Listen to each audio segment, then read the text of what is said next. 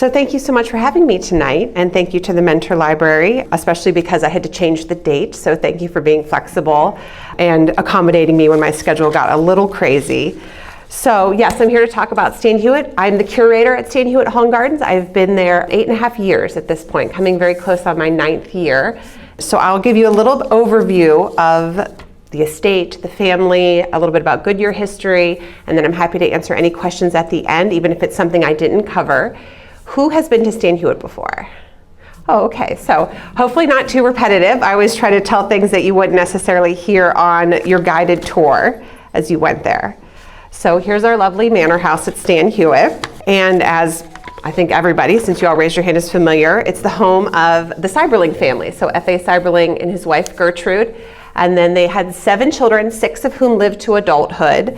When they moved into the house, most of their children were older teenagers or in their 20s, and it was really only their youngest son, Franklin, who grew up at Stan Hywet. So F.A. Seiberling was the co-founder of the Goodyear Tire and Rubber Company. He co-founded the company with his brother, Charlie. They're sitting in the Great Hall at Stan Hywet. That picture was taken later in their lives in the 1940s. They founded Goodyear in 1898. F.A. was actually on a business trip in Chicago, and he bumped into someone that he knew, another Akron citizen who was in Chicago trying to sell a boarded up factory in Akron. It was a straw board factory, which is a fancy word for saying cardboard boxes back then. So it was a cardboard box factory. So F.A. got to talking to him and ended up in haggling to purchase this company. It went from just being a conversation of, oh, well, what are you going to sell it for? And, you know, is that price fair? And what do you think? To, well, I'll buy it for $13,500. So they strike a deal. He promises this gentleman that he will have $3,500 by the end of the week as a down payment. And he gets on the train and heads back to Akron. And on the train has this moment of, what did I just do? I just bought a factory. I don't have any idea of the business I want to have. I have no money, because at that point he'd been working for his father, who was also an inventor and a businessman, but his father had gone bankrupt in the Recession of 1893. It had really wiped him out. He was in agricultural machinery. So F.A. said, well, what am I going to do? So he gets back to Akron, calls his brother Charlie. They have a discussion. They, for a moment, play with the idea of opening a paper mill, because they thought, well, that's kind of steady work. You always need paper. That would seems like a good industry to get into. But F.A. was intrigued by the rubber business. The Goodyear company was already based in Akron, and he was kind of seeing that bicycles were this big craze at that time. Carriage tires seemed like a steady business. Automobiles were still a little bit on the horizon, not sure what was going to happen there. Was that going to stay a luxury item, or was it going to become something that was more accessible to the everyday man? But they made the decision to start a rubber company. So when they started, it was very much a startup.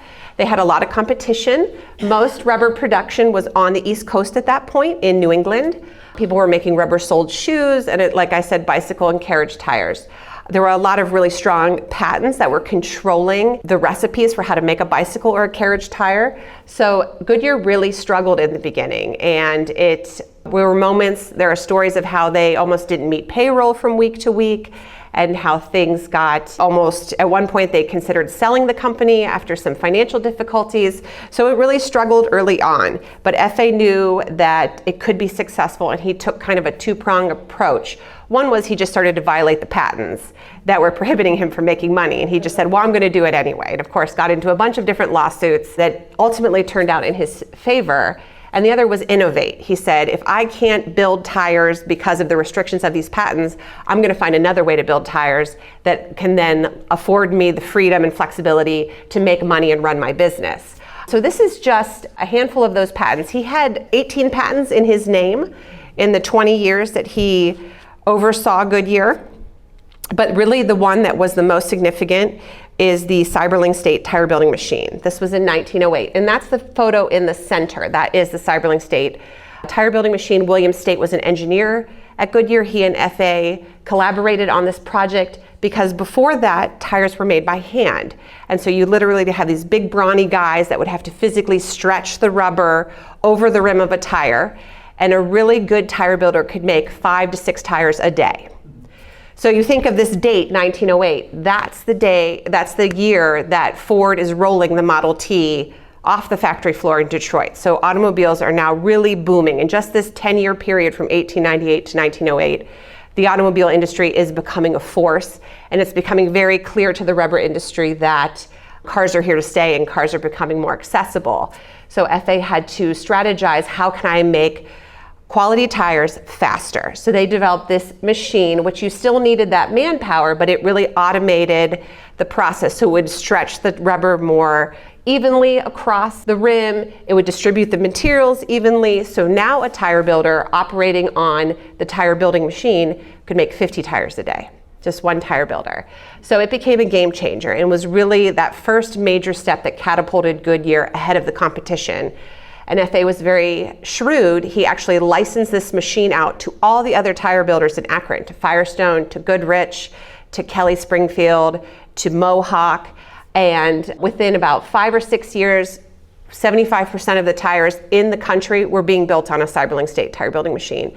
And those other tire companies had to pay royalties to Goodyear to use that machinery. So it changed the whole industry. It was very significant. So before Stan Hywet, the Seiberlings, when all of this innovation was going on and FA is building up Goodyear and working really hard, the family is living on East Market Street, which, if anyone is familiar with downtown Akron, is right now very much a commercial street, but over 100 years was a tree-lined residential street full of Victorian homes. It was where all of the kind of big entrepreneurs and industrialists of the 19th century in Akron lived. So that's the Seiberling's home. He actually lived next door to his parents. And this square here kind of shows you where the Goodyear Tire and Rubber Company is. So he could walk to work, or he rode his horse very often to work from East Market Street. But Akron was starting to grow. It was starting to become a larger city with all these rubber companies getting more successful. So downtown was very noisy. It was smoky. The streetcars made a lot of noise. People walking up and down the streets. He complained about the noise all the time. So the family decided to start to look to move out of town. So they shopped around a little bit. They ended up buying 1,500 acres in what was then Portage Township. It wasn't part of the city of Akron yet. So the map on the left was drawn by Warren Manning, the landscape designer that the Seiberlings hired in 1912 to survey their land and then come up with the design for the landscape of their home. That little red box at the bottom is what we still manage today. The museum, we have about 70 acres that we still manage of the original 1,500. So then this map is that one, if you can see, kind of turned on its side. So here's our property today, this funny little irregular square triangle thing. And then this is where the rest of the property has gone. So a huge chunk of it went to Sand Run Park, which is a metro park in Akron. The Seiberlings donated that in their lifetime. And then he also broke off that blue chunk there to form one of the neighborhoods that he helped build, which was Fairlawn Heights. And then what's left in red was left in his wife's name. And then once she passed away, that was sold off, and it's now a residential neighborhood behind the museum in Akron. So they broke ground January of 1913. They hired 3 designers. I already mentioned Warren Manning. He was based in Boston. He was actually a student of Frederick Law Olmsted. He apprenticed when Olmsted was working on the Biltmore Estate in Asheville, North Carolina. Their architect was Charles Snyder. He's from Shaker Heights, Cleveland. He was actually involved in the construction of the Statler Hotel downtown, as well as he built his own home in Shaker Heights, which is a Tudor Revival home, and many of the other homes in that neighborhood as well. And then Hugo Huber was an interior designer from New York City. This was kind of a new trend to hire a separate interior decorator. A lot of times people relied on their architect to do that work, and Charles Snyder was actually a little miffed that they hired someone besides him to do the interior design, but it makes for some very entertaining correspondence for me when I'm reading about, he was very critical of everyone else and had lots of opinions. So these are some construction photos. You can see the one on the upper left corner shows this kind of railroad track. That's how they got all the materials to Stan Hywet.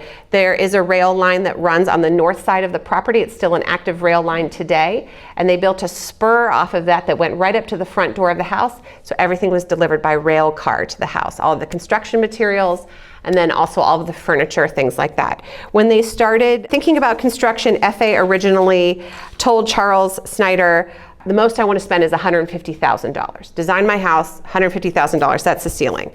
So of course Gertrude gets involved, and everyone's throwing their 2 cents in as what they want. This is, the dream home for the family. So when the plans are finalized, it was $300,000. So it had doubled just before even they'd broken ground. And then by the time construction was completed, the price tag was around $500,000, and that was just for the manor house. That didn't include any of the service buildings, and that didn't include the landscape designing, and it did not include furnishing the home. So, as with all home construction projects, I've never done one, but I've heard pretty consistently it gets out of hand pretty easily. So, same happened with the Seiberlings. It was a massive undertaking to build the property, design it, and furnish it. Originally, again, FA had the expectation it would be done in 2 years. It took almost 4 years. They broke ground January of 1912. The family moved in December of 1915, so just 1 month shy of that 4-year anniversary. And the house wasn't done yet. They still had some flooring that had to go in, some of the hardscaping on the back. The west terrace wasn't done, the tea houses weren't done, if you can think of those spaces. It really wasn't done until June of 1916 was when they finished, just in time for their housewarming party. So again, just if anyone's not familiar, in addition to the manor house, they had these service buildings. From the left, you have the gate lodge, the carriage house, the glass conservatory with the gardener's cottage, and then actually behind Stan Hywet, where we have that residential neighborhood, was a working farm called Portage Farms. That was all part of the original property. And there was a farm manager's house, which actually is still standing. It's part of that neighborhood. It's a private residence now. So we no longer own it, but it's a tiny little baby Stan Hywet in this 1950s neighborhood. If you drive back on Reynolds Avenue. So just to also give you a little overview of the grounds really quickly with Moore and Manning, I do a whole garden talk if you ever want to hear the long version of this. But the red star shows you where the manor house is. And then they asked him to do really a lot of things. They had a lot of needs, a lot of desires. So of course they wanted formal garden spaces. That's what you see with these blue boxes. So really tightly around the house, and Manning even called these garden rooms. The idea being that these were entertaining spaces. You had the West Terrace, the English garden, the Japanese garden. These were formal, very structured garden spaces that they could use to do their entertaining. And then around that, what Manning really loved was natural spaces. He loved to use native materials. He loved green space. So really he surrounded the whole back of the house with almost a woodland area. It had paths. You know, it was designed in a way, but designed so that you didn't feel like it was overly designed. So we have the dell or wildflower garden, the whole lagoon area, which was an abandoned sandstone quarry that came with the property. He dug out those quarry pits even deeper and filled them with water and turned them into lagoons and built the tea houses. So that was all part of his natural landscape. And then the Seiberlings said, well, we love to be outside. We're very outdoorsy. So they wanted to layer in all these recreational spaces. So they had 2 tennis courts on property. The front lawn was a 4-hole golf course that they could play. They had a croquet court. They had a roque court, which is actually English croquet. It's played on a clay surface as opposed to grass. And then they had working spaces. So the orange squares, so what we call our great garden, when you visit that big, beautiful flower garden on the north side of the house, that they called the kitchen garden. So it was a working garden. That wasn't somewhere they ever would have taken guests or family. That was where they grew vegetables, they had fruit trees, and they grew flowers to be clipped and brought in the house for display purposes. And then also the conservatory was really considered a working space as well. They were either storing flowers there in the winter or growing things, again, to be used in the house. And then those arrows are indicating that farm property on the back. So there was a lot that Manning was asked to do to meet all the needs and wishes of the Seiberling family. And then in addition to the Seiberlings, this is a photo that was taken in about 1917, very shortly after the family moved in. And that's all of the siblings. And then the dark-haired woman in the back is Henrietta Seiberling. She is the wife of their oldest son, Fred. So she's the kind of extra in the photo. But in addition to the family, the domestic staff was a big part of the life and the residents at Stan Hywet. Most often, the Seiberlings were outnumbered by their domestic staff. They had all of the very typical positions. We actually have payroll records that date from early 1916 through 1929 for every single month of all of those years. So it shows who worked here, how much they were paid. So we do know quite a bit about our domestic staff, which is great. There's this whole other layer of the story there. So anyone familiar with Downton Abbey, of course, all very typical positions in a large manor home. And then outside the house, you had the farm superintendent who was managing all of those grounds in the back. The superintendent of the estate was kind of the head gardener. They had also had full-time gardeners and then chauffeurs and groomsmen as well for their horses. So when they were building the home and talking about building the home, their children, who I mentioned most of them were grown, had conversations with their parents of, why do you want to build such a big house? We are growing up or have grown up, we will be married, moving out, having families of our own. Like, why do you need all this space? Stan Hywet is over 64,000 square feet. It's 92 rooms if you count the bathrooms, which are bigger than most rooms in my house. So, what's the point? And so FA said, well, really, I have two intentions with this. The Seiberlings actually called themselves the stick-together family. That was an expression that they adopted. FA was one of 9 siblings. He had his brother Charlie, and then they had 7 sisters, most of whom married and stayed in Akron, not here. And so as they, of course, got married, had families of their own, there were tons of cousins, this big extended family. His parents' home had always been the epicenter of the Seiberling family. That's where everyone had gathered for holidays. They would regularly have Sunday dinners.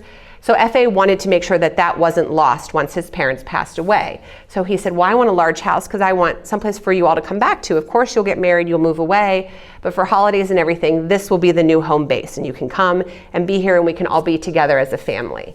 That's exactly what happened. So they always hosted Christmas at Stan Hywet. That's why we always have our Deck the Hall program. That's kind of our legacy.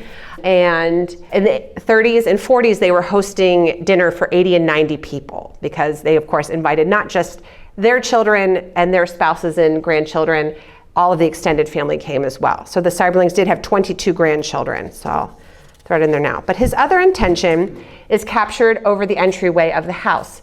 This Latin phrase, non nobis solum, is engraved over the entryway at Stan Hywet. It means not for us alone. So that was the motto the Seiberlings decided to select to show the world the intention of their house. And the idea being that from the very beginning, they viewed Stan Hywet as a community center. They were very philanthropic. They were outwardly focused.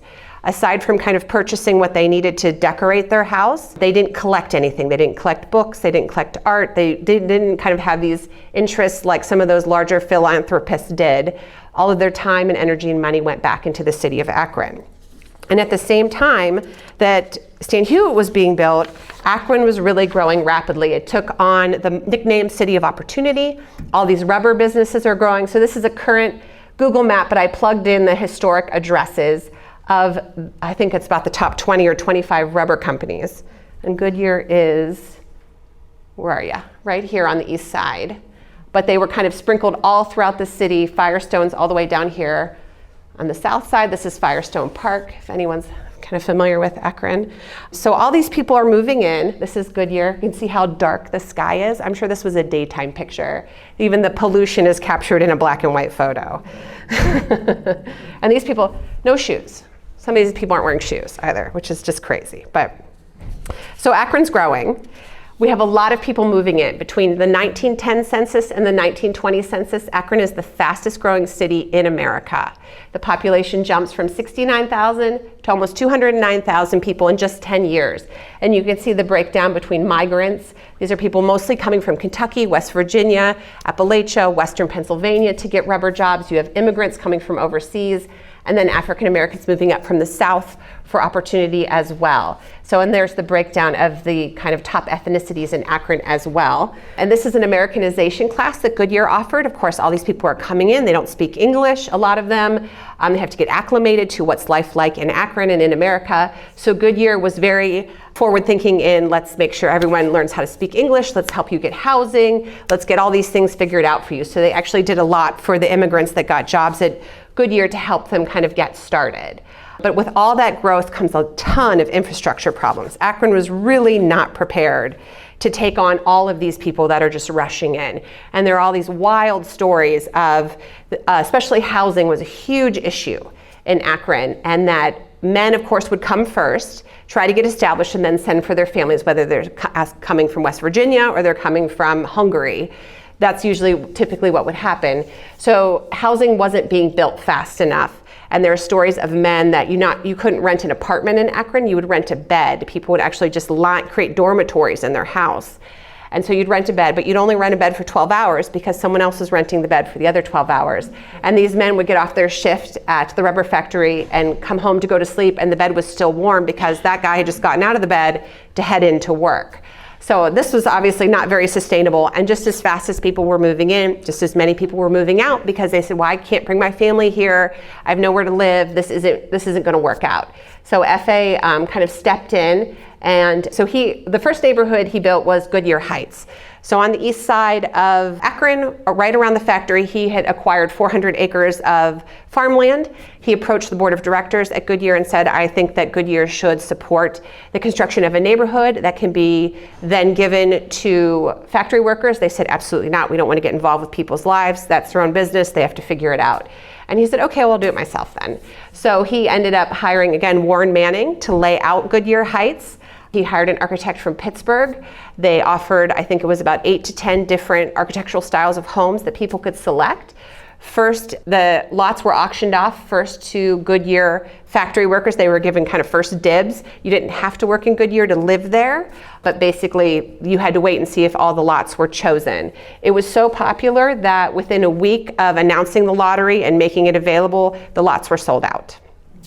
So then the board of directors said, oh, okay, we should do this. So they went on and built a second and a third phase. And it was a really philanthropic program for the factory workers. They deducted the mortgage right from their paycheck, so they didn't have to kind of worry about it. It was about $5 a month for their house. Every house had a full bathroom. You had a fruit tree in your backyard. You had room to do gardening or grow vegetables. Every house had a shade tree in the front yard. And no two houses looked alike. They were very conscientious of when you selected your house plan that you couldn't pick something that your neighbor already had. You had to pick a different one from the plan so that it didn't look like this kind of factory town. That's what he was trying to avoid. And then he did the same thing just a few years later with Fairlawn Heights, breaking off property that he'd acquired for Stan Hywet. But this was for white collar workers. So this was a little different. Warren Manning once again stepped in, laid out the neighborhood, but you could design your own home. So you as an accountant or a lawyer or a doctor could say, I want to build a colonial revival home, I want to build a Tudor revival home, all these things, and that was fine. You know, your design was approved by a committee and you were free to go forward and build the home that you wanted. So that neighborhood has a little bit more variety in it. But then otherwise, he reached out and really got involved in a lot of different things you can see from this list. Education, he helped build People's Hospital. When in 1910 there was only one hospital in Akron, it only had 200 beds, so you have that huge population surge. They needed better health care. He wanted people to have green space so they had somewhere to go on their free time. So again, being part of the Metropolitan Park Board, and then again dividing land from his own home to form Sand Run Park. And then a lot of those other community services. The Akron Settlement Association was very focused on that immigrant population, again, helping them get acclimated. So, I forgot I had this slide. So here's Goodyear Heights and Fairlawn Heights. So Goodyear Heights is on the left, that's the first phase. There's examples, construction photos of Goodyear Heights, and then here's a map of Fairlawn Heights, which also included a 9-hole golf course, again, including recreation of some kind. And he also told Warren Manning, and he kind of worked this out, as they laid out the street, it's somewhat of a grid, but there's some diagonal streets and cut-through streets. Anything that were like funny little corners or triangles, they just left those as green spaces. They didn't try to like shoehorn a house in and have less acreage. The idea being that there would just be these little moments of green space that the neighborhood could enjoy. And then Gertrude, not to be left out, she was also very involved in the community. Hers was more kind of cultural bent. She was a trained contralto opera singer. She performed at the White House in 1910 for President Taft. She actually performed all over Northeast Ohio. Kind of before 1910, her voice started to change as she got older, started to kind of slow down from those public performances. I also think once Stan Hywet was built, she was a little busy doing all the entertaining, managing the staff, that kind of thing. So she had to make some choices about how to spend her time. She was a part of several different musical organizations, both nationally and in Akron, and then also had a love of painting and turned back to her childhood love of painting later in her life, and so was involved in the arts in that way as well. And then there's a quote, I love this quote, about the Seiberlings. This is from the Akron Beacon Journal in 1937. One reason we all like the Seiberlings is because they never went high hat on Akron. Perhaps no other local family ever enjoyed greater prosperity and achievement, yet they were never so busy as to turn a disinterested ear to any pleader for Akron's future or civic welfare. No man in Akron has ever had a broader conception of Akron's civic problems than Frank Seiberling. So as I mentioned, non nobis solum, not for us alone. Stan Hywet became the epicenter of a lot of this philanthropy and outreach. They entertained constantly. Hundreds and hundreds of events. I have a spreadsheet going where I've documented by year all the different events that they held at Stan Hywet, and I would say the vast majority of them were to the benefit of another organization. So it was fundraising, or it was, could we have an event here to celebrate something? Gertrude, with her musical and art interests, very often would have musical showcases where she was featuring young talent in Akron, trying to get them some recognition, maybe do some fundraising for them so they could have lessons or go to New York and see if they could have that big break. So again, always looking to help those around them and using Stan Hywet to that benefit. So in 1921, things are swimming along. 1916, Goodyear becomes the largest tire producer in the world. Goodrich is still the largest rubber company because of the diversity of their products. They're making more money, but Goodyear is producing the most tires. More cars are rolling out on Goodyear tires than any other tire brand that's available.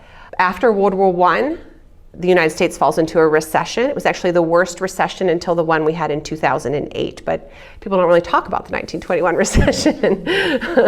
There's actually only one book written on it that I've been able to find. But what happened was, the way the tire industry is designed, and this was true for any company, not just Goodyear, is you had to buy those raw materials months in advance, because of course rubber is coming from Brazil or from the Far East and having to be shipped in. You needed woven cotton, so that's either coming again overseas or from the Southwest or from New England where it's being woven. So there's a lot of lead time when you're building tires. So rubber companies would buy their materials on credit. They'd buy the rubber, they'd buy the cotton, the other materials they needed on credit. They would get the materials delivered, they'd make the tires, they'd sell the tires, and then they would pay those creditors back. And that was how it worked for everybody. Well, FA, the war is ending, World War I is ending. FA is saying, all right, this is great. This kind of all the rationing that people are doing right now is going to be over. We're going to get back to our domestic economy. People are going to start buying again. They're going to, have this backlog of things that they've postponed buying. There's going to be a big economic boom. So he decides to buy a ton of raw materials ahead of time. He took a gamble. And then what happens? The war ends and we go into a recession. We don't actually have that economic boom he was hoping for. So now all of the prices are dropping and he can't sell tires. No one's buying tires. So all his creditors are now saying, hey, we need our money. He doesn't have it. So he basically spends, this all starts in 1919, so he spends about a year running around the Midwest trying to borrow from one bank to pay another bank and keep everything afloat at Goodyear and keep it going. And it gets to a point where it's not sustainable. He poured a lot of his own money back into the company as well, but the board of directors eventually said, we have to do something, we need to refinance. So they brought in a New York banker called Dillon and Reed. They're kind of known for doing refinancing at that time, very, very well known. So Dillon and Reed come in and they see an opportunity because they say, well, Goodyear is actually a really successful company. It's just been a little mismanaged. There's been some bad decisions being made, but this is actually a really healthy, strong company. So what started as a reorganization turns into a hostile takeover. And they know the person that really they need to exit stage left is Frank Seiberling. So they broker a deal. They say, we'll bring the cash, we'll get Goodyear back on its feet, but F.A. Seiberling has to step down. He can stay on payroll, we'll keep him as a figurehead, but he will have no control over the company at all. So when this was proposed to Frank, he said, absolutely not. I'm not staying. This is my company. And he was the largest shareholder. He actually could have broken Goodyear up, sold off the tire division, sold off all the different divisions, and retired a very wealthy man. But he employed 10,000 people in Akron at Goodyear. And he said, I can't ruin all these people's lives for my benefit. So if it means sacrificing one person in order to save this company, I'll step down and I'll move on to something else. So on May 13th, 1921, it was actually a Friday the 13th, he handed in his resignation, as did his brother Charlie, and they resigned from Goodyear. So, and this was very hard for him. He actually talks about this was his baby, this was the greatest thing he really did in his life, and it was tremendously difficult to walk away. So he went on vacation, he took a little break, but 6 months later he decided, I'm not out of it yet. I mean, he was 62, 63 years old at this point, and most people said, well, he'll retire. He's got this great house, he's got all these other things he can concentrate on. Why would he want to stay in the rubber business? But FA said, I think I still have something to give. So he and his brother formed a second rubber company, the Seiberling Rubber Company. They bought a plant in Barberton, which is just south of Akron. It was a plant that had closed down in the Recession. It had not survived. And they used all their contacts that they had to open their second rubber company. So in 1921, there were 300 rubber companies in business in the United States. So they were company 301. But in only about 10 years, a little bit less, they rose to be the 7th most successful company in America. And they did that, again, using all that ingenuity. They knew they had to be inventive, they had to be scrappy, they had to try to find a way to fit in, because the biggest challenge was Goodyear, Firestone, Goodrich, they all had what was called original tire business. So meaning, everyone's very familiar, you buy a Ford car, you're getting Firestone tires. They have that contract. Goodyear had contracts with a lot of the the GM, General Motors brands. So all those cars rolled off on Goodyear tires. There was no original tire business left to have. Everyone was under a contract, and there weren't really a lot of new car companies coming out at that time. So they had to get replacement tire business, meaning when your original tires wore out, that you would select to buy Seiberling tires instead of just going back to the brand that was already on your car. So again, they created really high quality products. As you can see, a name you can trust in rubber, Seiberling. That's why they named this second company after themselves. And they ended up, as I said, being very successful, rising to be the 7th largest company in the country. F.A. eventually retired and passed the presidency over to his one son, Penfield Seiberling, who ran the company until 1962, when he also retired, and it left family control at that point. And it was actually broken up. The tire division was sold to Firestone in the late 1960s, and the other divisions were all broken up. So for all intents and purposes, that was about the end of its lifetime, was 68. So Gertrude passed away in 1946, and F.A. lived till 1955. He was 95 years old when he passed away. He caught pneumonia one winter and didn't recover. So after both of their parents had died, the 6 surviving children decided, well, what do we do? They wanted to continue their parents' legacy. They wanted to make sure that Stan Hywet was preserved, that it didn't become, they had offers to turn it into a country club, to turn it into a retirement home, or an extension of the Summit County Children's Home. So they had all these kind of ideas of what could happen to Stan Hywet, but they wanted their family's legacy to be preserved. So actually, these women in West Akron got together and said, well, we will help save Stan Hywet. So they formed a nonprofit, and we opened as a museum in 1957. So we've been open for over 60 years now, the Seiberlings being the only family to live at Stan Hywet. So here's some of our first volunteers coming out to rake the yard and get the gardens in shape. So I'll just talk a little bit about Stan Hywet today, just to give you an idea of all the different things we do. So here's more modern pictures of our map and the different buildings, the Manor House, Gate Lodge, Carriage House, and our conservatory. And then our mission is to preserve and share our historic estate and serve as a resource for educational, cultural, and recreational enrichment. And then, of course, we do this through telling the Seiberling story. So we have some of our different exhibit pieces that we have throughout the estate. We have self-guided and guided tours, as many as you know, and then panels all around the property that tell different aspects about Stan Hywet. And then I always like to make sure I mention the Gate Lodge. So if you've been to Stan Hywet before but have not visited the Gate Lodge, it's definitely a reason to go back. I mentioned in an earlier picture Henrietta Seiberling, the oldest. She married Fred, their oldest son.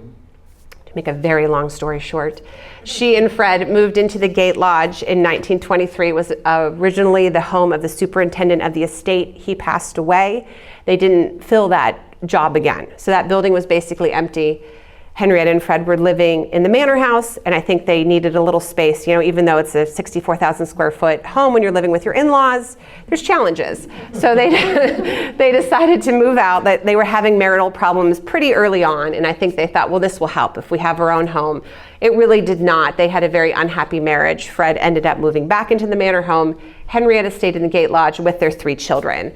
She ended up getting involved in a spiritual movement called the Oxford Group, and through that met a man named Dr. Bob, who was a neighbor of hers, lived a mile down the road. Dr. Bob confessed at an Oxford Group meeting that he was a secret drinker and he could not stop. And at that time, alcoholism was seen as a personal issue. You just weren't a strong-willed person, or you had poor character. But Henrietta, for whatever reason, decided not to adopt that attitude. and she saw a person who needed help, and so she said, you know what, we have to help Dr. Bob. And so she prayed a lot and asked God for guidance. And then one day her phone rang and she picked it up, and this gentleman's voice was on the other line, and he said, my name is Bill, I'm a rum hound from New York, and I need help. So here was another alcoholic that had just entered her life. And so she said, these two people have to meet. I don't know why, but I have to introduce these two people. So she called Dr. Bob's house. His wife said he's already too intoxicated to come over. So she said, bring him tomorrow. So that was Mother's Day, 1935. Dr. Bill was there, Dr. Bob came, or Bill W. was there, Dr. Bob came over. The two men met, and they ended up speaking for about 5 or 6 hours in the library of the Gate Lodge. And that is the first meeting of Alcoholics Anonymous. So we celebrate that every year with Founders Day weekend, the first weekend of June. But the Gate Lodge is open every day that Stan Hywet is, and there's a self-guided exhibit there that talks all about Henrietta and her involvement with Alcoholics Anonymous, because a lot of early histories of the movement detail that she just kind of introduced these two men, and then, as I say, Henrietta fades to black. But really, she stayed very involved. She continued to go to meetings. She continued to help mentor alcoholics that kind of just started to show up in Akron because they heard something worked. They heard there was a cure. And they were so desperate to find something to kind of help them. And she stayed good friends with Dr. Bob and Bill W. for the rest of their lives as well. So we did a lot of research over the last couple years. It was one of our COVID projects. And we opened a new exhibition in the Gate Lodge. So if you haven't been there recently, it's all new. And we actually turned the house back into how it looked when Henrietta lived there in 1935. So the kitchen, the library, and the living room are all set up as they would have been when she lived there. So it's an amazing story. Another big part that we do here at Stan Hywet is restoration and preservation. When I started in 2014, I was told, okay, Julie, we're raising money, we're gonna do a capital campaign, and the goal is to raise $1 million for the manor house, and so you're gonna restore 15 spaces in that house. So I said, okay. So there was a $6 million campaign total. We were successful in that campaign, and actually we overfunded the manor house, so it was $1.2 million, went back into the manor house. And we did some window restoration. You can kind of see the before, all the wonky leaded glass windows. Those were all redone actually by the Whitney Stained Glass Company, which is located in Slavic Village in Cleveland. They're a wonderful company if you have glass window needs. But then we did 15 spaces. So we did carpet restoration, object restoration. We worked with the Intermuseum Conservation Center in Ohio City, here up in Cleveland, and just got a lot of really tremendous work done and made the house look like it did when the Seiberlings first moved in 1915. So we're excited. We're in talks about a phase 2 to tackle a lot of the rooms that we didn't get to in phase 1. So stay tuned, because that will hopefully be in our future very soon. And then of course also restoration outside. We rebuilt the perimeter stone wall in 2015. As well, we've done a big restoration on our lagoons. This was a COVID project too, where we dredged them all out because they're static ponds. So of course, as leaves and sticks and everything falls into them, they get shallower and shallower and shallower over time. So we had to dredge them out, get all that muck out, and then refill them with water, put new pumps in, reconnected. All of our water systems historically were connected, so one fountain kind of drained into another, drained into another, drained into another. So we've gone and tried to reconnect some of those historic water flow patterns. So the lagoons in the Japanese garden actually talk to each other now, and the water circulates between the two of them as it did historically. And we also did a stabilization project on our tea houses, which is the bottom left picture. Of course, it's sandstone, and geology is a fact. So no matter what we do, sandstone will erode. So those tea houses were ever so slightly starting to shift. So we brought in some geologists and some experts to help stabilize them. So they're good for another 100 years now.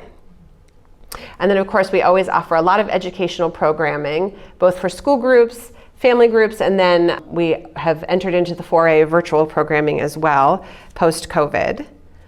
And all of our family-focused activities that we have on site, like our play garden and our butterfly experience.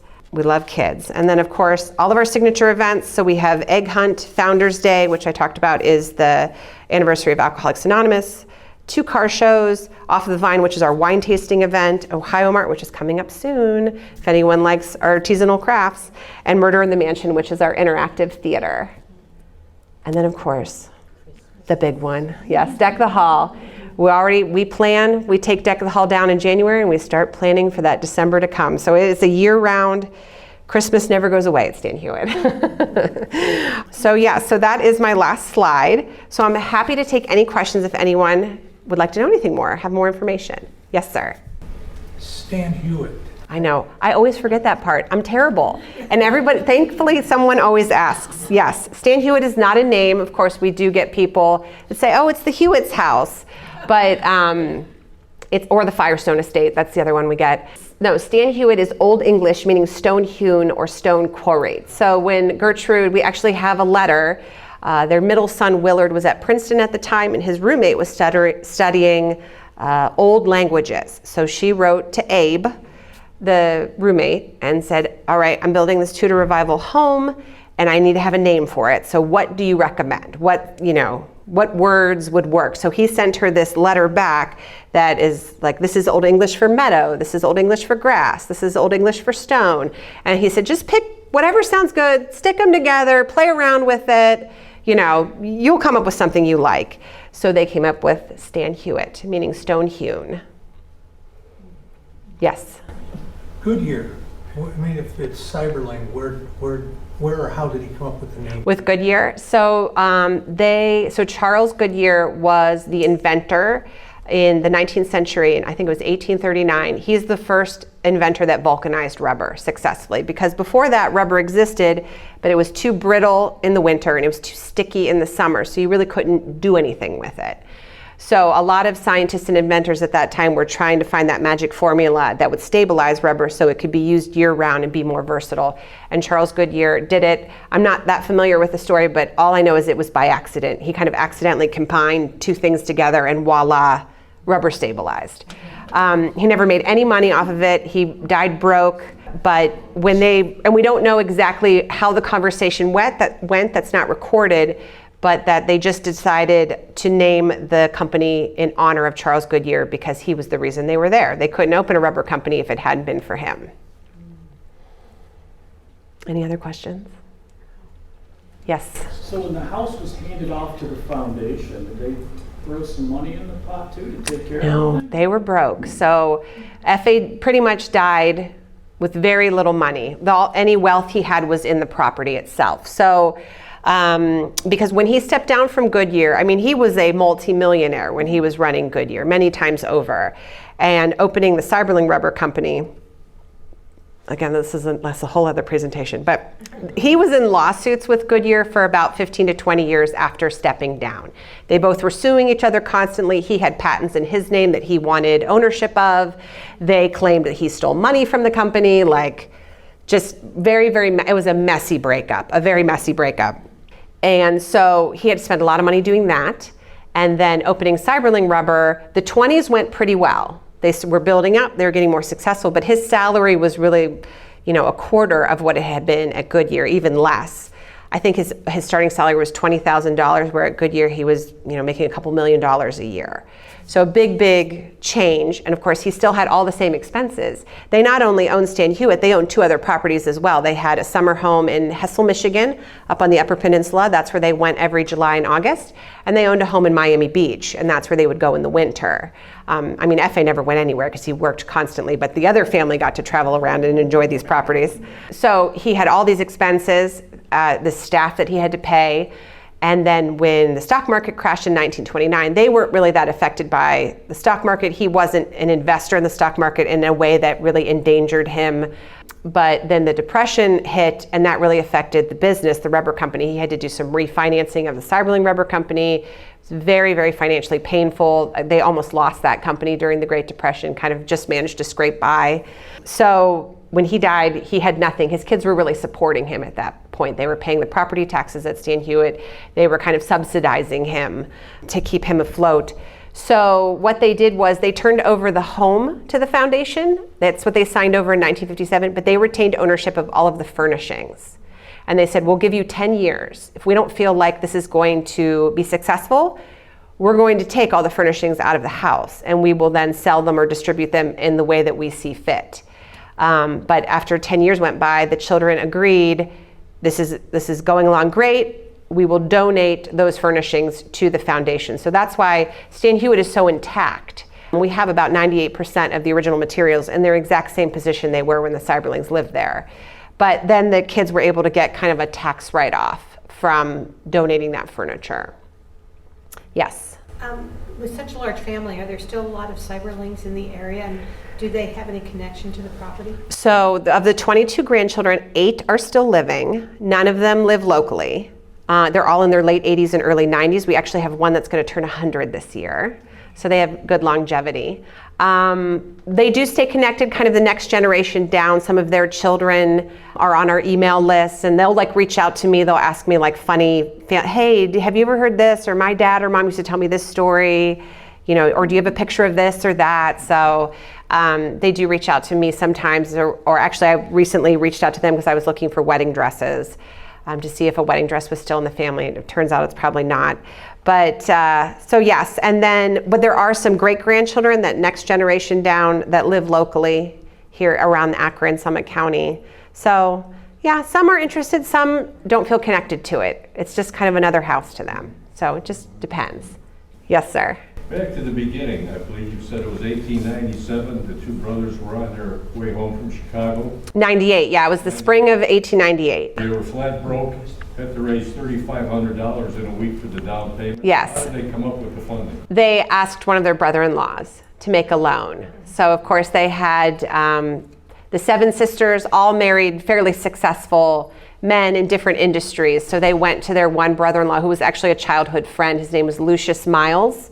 And they asked, can you loan us $3,500? And he said yes. And it really was a family company from the beginning. If you look at the Articles of Incorporation, some of those early board rosters, it's mostly family members, either by marriage or directly. So that's how they ran the company. Yes? What was the last year that someone actually lived there? A family member. So, their daughter Irene. So Irene moved back. Her husband, their oldest, so they had 2 girls and 4 boys. Their oldest daughter Irene was living in New York City. Her husband passed away in 1949. And so her brother said, and he was saying was very impacted by the Great Depression, and then the war years never really kind of could get the money back that he made in the 20s. So her brothers basically said, look, you don't have any money, we're not supporting you living in New York, like you have to come back to Akron and you can help take care of Dad. So Irene moves back to Akron, and then FA passes away. So she's very involved in the formation of the museum and getting things off the ground. And then she kind of doesn't leave. So we opened as a museum in June of 1957, and Irene was still living on the 2nd floor of the house. So there's kind of this hilarious string of letters of like, we have to get her out. How do we get her out? Because of course people would be on tour and she would just come down in her bathrobe and make coffee because this is my house and I'm going to treat it as such. So she proved to be a little challenging. So it stretched into 1961. And then she went on vacation. She's very stubborn. She took a vacation and her 2 brothers came over and moved her out. And moved her down to the Gate Lodge. So she resided in the Gate Lodge, and then basically she came home and they were like, you live here now. You don't live in the house anymore. So I haven't found the letter. I'm sure that wasn't in writing. That was probably a verbal conversation. But so she lived there until 1999. She lived to be 108 years old. So yes, she was a health nut before that was ever an expression. She actually kind of, in the 1920s, and I've never been able to find out exactly what happened to her, but she had some kind of illness. She was very sick, and so she was sent out to Colorado to kind of recover at a sanitarium out there. And she met a doctor who introduced her to this healthy lifestyle. So you should eat nuts and grains and only fresh, no packaged food, all that kind of stuff. And so she really adopted that lifestyle. And she also was against fluoridating water. So when Akron fluoridated its water, she never drank from the tap again. She would buy bottled water before. I'm sure it wasn't easy to get either. I don't know how she got spring water, or if she went out to like the hinterlands of Summit County and got it somehow. But she would not drink fluoridated water, and she exercised. There's stories of people coming up the main driveway. You pass the Gate Lodge, of course, right as you come in the front gate, and she'd be out there on her little mini trampoline, like jumping away and exercising. So yeah, she lived to be 108 years old. So when she passed away, the museum got the Gate Lodge kind of back into its possession, and that's when we started interpreting Henrietta Seiberling and her involvement with AA at that time. So, yes, sir. You mentioned that Gertrude was an artist. Does she have anything on display? Yes, we do display her paintings in the house. She rediscovered her love of painting when she was 62 years old. It was 1930, and she had loved to paint when she was a child and going to kind of finishing school. She attended the LaSalle Seminary for Women in Auburndale, Massachusetts. But when she got married and moved to Akron, she said she tried to kind of continue that interest of hers, but couldn't really find other people to be interested in it with her. She couldn't find a group of other artists. So she started having kids, and she also really loved to sing, so she just focused on singing and on her family and really abandoned the painting.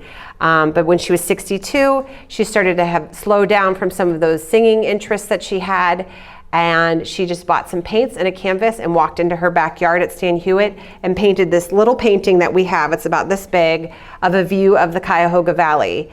And then she finished it and she showed it to her family, and they were all stunned. And they said, "Oh my gosh, Mom, we had no idea you could do this. This is incredible." And so she felt so encouraged that she just decided, well, I'm going to keep doing this then.